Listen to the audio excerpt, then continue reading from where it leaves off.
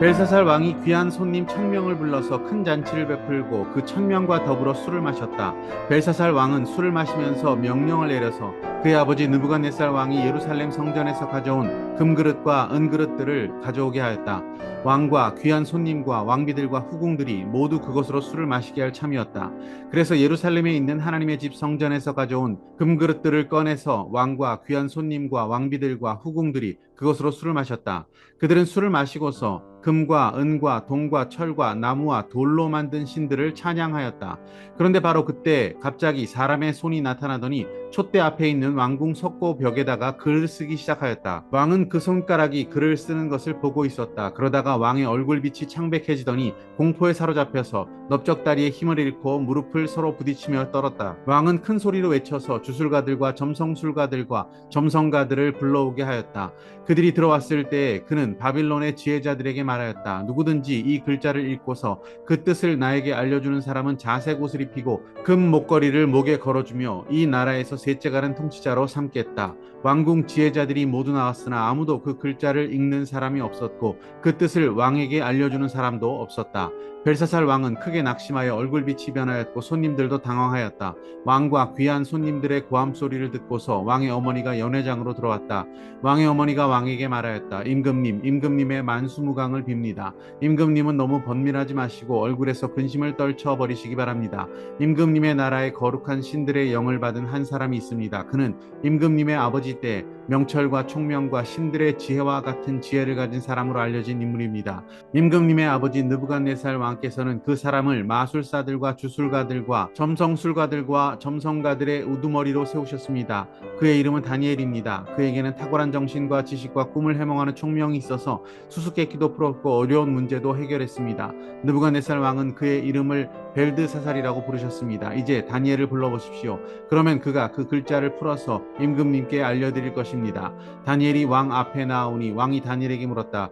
그대가 바로 나의 부왕께서 유다에서 데려온 유다 포로 가운데 하나인 그 다니엘이란 사람이요. 나는 그대의 이야기를 들었소. 그대에게는 신들의 영이 있고 명철과 총명과 탁월한 지혜가 있다고 들었소.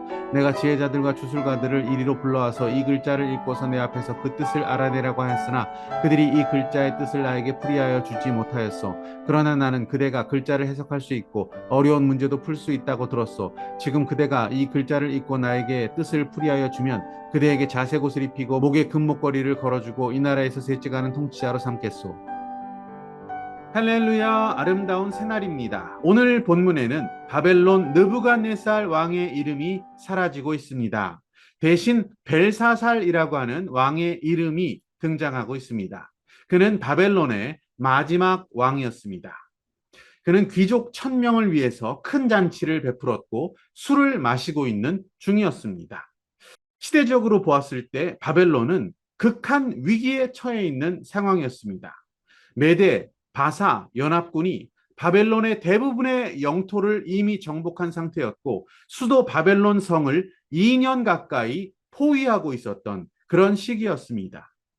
벨사살 왕이 머물고 있는 바벨론 성은 그야말로 천혜의 요새였고 이미 20년치의 식량이 비축되어 있었던 상황입니다.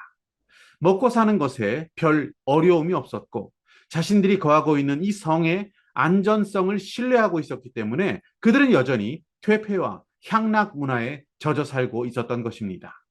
그렇게 향연이 벌어지고 있는 중 벨사살 왕은 예루살렘 성전에서 가져온 은과 금 그릇들, 즉 성전의 기물들을 가져오게 합니다. 그리고 그것으로 술을 마시게 하고 있습니다. 그렇게 여호와 하나님을 멸시하며 술을 마시고 있었을 때 갑자기 사람의 손이 나타나더니 촛대 앞에 있는 왕궁 석고 벽에 글씨를 쓰기 시작했습니다. 벨사살 왕은 극심한 공포에 떨게 됩니다. 지혜자들을 불렀습니다. 그리고 벽에 쓰여진 그 글자들을 읽고 해석하도록 했지만 그 누구도 그 글을 읽을 수조차 없었습니다. 그 글은 아람어였고 당시 교육을 받은 사람들이라면 누구나 읽을 수 있는 정도의 경고였습니다. 메네메네 데겔 우바르신. 하지만 아무도 그 책망을 읽을 수도 이해하지도 못했습니다. 우리가 충분히 읽고 이해할 수 있는 죄악에 대한 경고와 책망이 성경 말씀에 있습니다. 그렇다면 우리는 그것을 어떻게 대하고 있습니까? 벨사살 왕이나 천명의 귀족들처럼 세상락에 취해서 읽어도 깨닫지 못하는 그런 상황 가운데 우리가 있지는 않습니까?